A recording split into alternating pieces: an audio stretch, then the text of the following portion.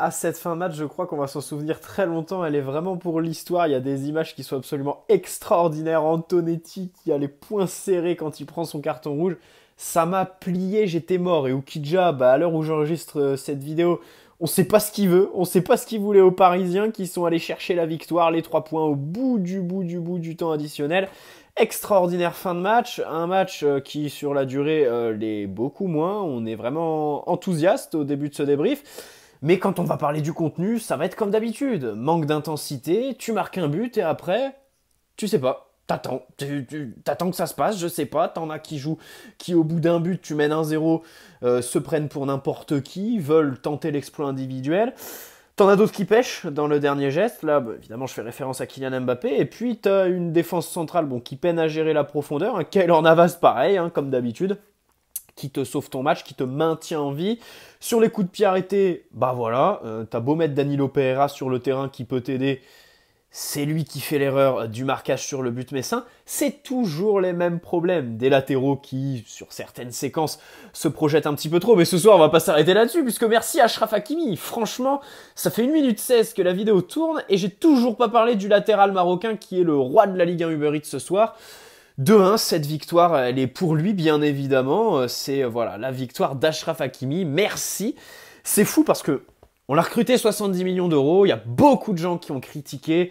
À tort ou à raison, c'est pas la question. Par contre, il y a un fait qui est là depuis qu'il est arrivé. Il a beau être latéral, mais là, on a recruté un joueur clé. Quelqu'un qui te rapporte des points. À la Mbappé, à la Neymar, il est évidemment pas à leur niveau. C'est aussi pas le même poste. Mais ce que je veux dire, c'est que c'est vraiment un joueur décisif. Je sais pas si vous voyez ce que je veux dire. À moindre mesure, l'année dernière, par exemple, Moiskin, les buts qu'il marquait, voilà, c'était des buts qui rapportaient des points. C'était pas le 4e but d'une valise au Parc des Princes un samedi à 17h. Là, pareil, Achraf Hakimi, vraiment extraordinaire. Hein. Le premier but, plein d'opportunisme. Et le deuxième, un vrai, voilà, un vrai but. Et on soulignera quand même hein, sur les deux actions la patte Neymar sur le premier but, la passe et aussi le mouvement de Mauro Icardi qu'il faut souligner puisqu'il a fait à l'image du PSG une bonne entame de match, même si après bah, il a sombré un petit peu à l'image de toute l'équipe. Il lobe le gardien qui est battu et puis derrière Hakimi sur le second ballon. Ça fait plaisir d'avoir de la surface de la présence dans la surface. J'en perds mes mots, mais c'est vrai que c'est quelque chose qui manquait au PSG. Ce soir, on a vu le PSG qui nous saoule depuis tant de temps. Mais la réalité, c'est que le bon point positif sur le premier but, c'est voilà, la présence au point de pénalty. Un peu comme contre Clermont. Herrera était là au point de pénalty, il a d'ailleurs mis un doublé, et on voit que ça paye. On voit que c'est des choses qui sont simples, qui sont peut-être aussi dans la tête. Libérer les joueurs pour qu'ils aillent prendre le risque de se projeter. Et au final, ça paye. Donc ce soir, il marque. Alors le PSG qui fait un début fanfare, on s'attendait à une valise tout simplement en voyant le premier quart d'heure du PSG, mais surtout en voyant le premier quart d'heure de Metz, hein, qui était franchement pas du tout dans leur match au début, qui concédait beaucoup trop, il y avait des espaces dans les intervalles absolument extraordinaires. Mbappé qui en a profité, mais pas de manière efficace, parce que si on fait match nul ce soir, je pense que Kylian Mbappé, il l'aurait regretté jusqu'au prochain but qu'il aurait marqué tout simplement, parce que là, ce soir, il a pêché. Dans le dernier geste, il a pêché. C'est dommage. Heureusement, bon, il y a les 3 points. On va pas s'arrêter sur son cas beaucoup. Mais voilà, un PSG qui, au bout de 1-0, fanfaronne un petit peu, se voit peut-être trop beau comme d'habitude, ou tout simplement ne sait pas gérer le score. Neymar, sur le but d'Achraf Hakimi, sa passe est fantastique. Sa passe est fantastique. D'abord parce qu'elle est efficace. C'est ce qu'on attend de Neymar, de l'efficacité, pas des gestes qui servent à rien. Et ensuite, parce qu'elle casse de ligne, évidemment. Hein, c'est une passe décisive extraordinaire de la part de Neymar. Et enfin, parce qu'il joue simple en première intention. Le premier joueur qu'il voit, peut-être qu'il a scanné le terrain avant, mais dans tous les cas, c'était la meilleure option aux yeux de Neymar. Et surtout, avec sa justesse technique pour un joueur comme lui, tu peux aller chercher Hakimi en première intention. Neymar a fait à la fin du match ce qu'il aurait dû faire au bout de 20 minutes pour conclure le match rapidement. Voilà, parce que c'est vrai qu'au bout de 20 minutes, il est un peu la métaphore parfaite du PSG. Dans la surface, là, il veut faire des crochets un petit peu trop, il veut tenter l'exploit individuel, mais il n'y a que 1-0. Détends-toi 2 secondes. Et puis Metz qui revient bien dans le match, qui reprend confiance avec ce but. Derrière, il y a l'arrêt de Keylor Navas. Je pense qu'il est tout aussi important que le but d'Achraf Hakimi à la 95e, cet arrêt. D'abord parce qu'il est beau, il est somptueux, il nous maintient à flot. Et puis ensuite, énième problème. Mais des actions comme ça, on en a vu combien la saison dernière? Et on en a vu combien qui ont abouti à des buts. Comme ça, de tête, je me souviens de Nantes au Parc des Princes qui vient nous couler comme ça, sur une action, pouf, un mouvement entre les deux centraux, Marquinhos et Kimpembe, qui gèrent pas la profondeur. Voilà, tu sais pas trop ce qu'ils font. Tu sais pas trop ce qu'ils font. La gestion de la profondeur, c'est un problème qui date depuis le début de cette charnière et qui n'est toujours pas résolu. Bon, ensuite, tu tombes dans un faux rythme dans lequel il n'y a pas grand-chose à tirer. Maurizio Pochettino, tu sens qu'il veut la victoire. Il fait le coaching pour, hein, Draxler, Di Maria. L'entrée d'Herrera, j'ai plutôt apprécié. Tu sens vraiment qu'il est en confiance. Tu sens qu'il est en confiance. À la différence de Wijnaldum, qui ce soir fait encore un match, allez, on va pas qualifier de mauvais, on va être gentil avec lui, on va dire qu'il est encore neutre. Parce que la métaphore parfaite, c'est les passes vers l'avant, qu'il ne fait jamais.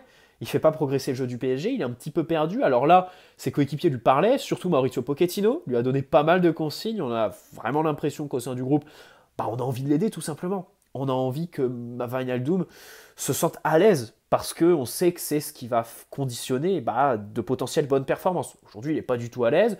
Encore une fois, contre Metz, ça s'est vu. Il est complètement neutre, à la différence de Rafinha.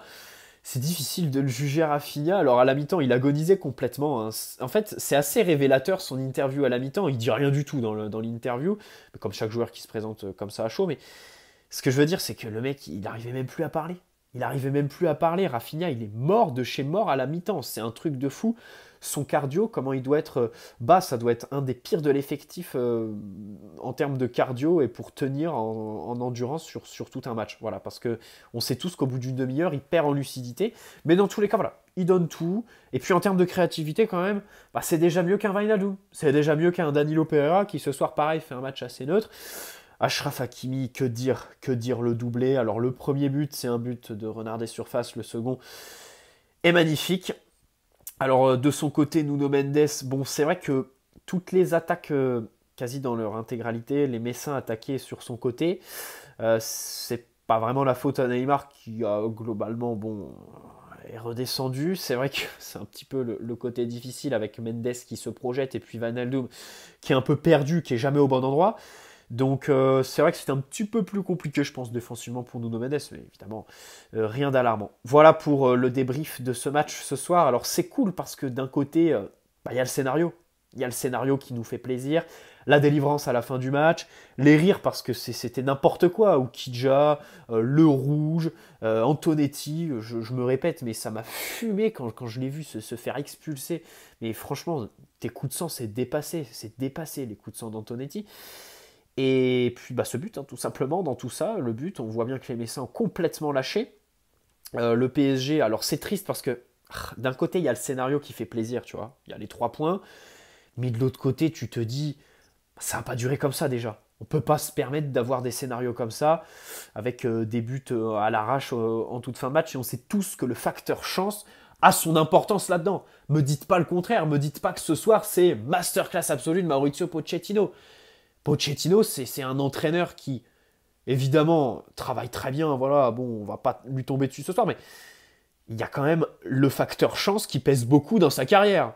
Je sais pas si vous voyez ce que je veux dire. Déjà à Tottenham, il y avait des scénarios quand même qui étaient plus que favorables. Tu as l'impression qu'il a un ange gardien au-dessus de lui. Sans rien enlever, évidemment, à son talent et à son travail. Bien sûr, je veux juste dire quand même que ces scénarios, ça peut pas durer. À un moment donné, il faut retrouver le PSG qui met des valises.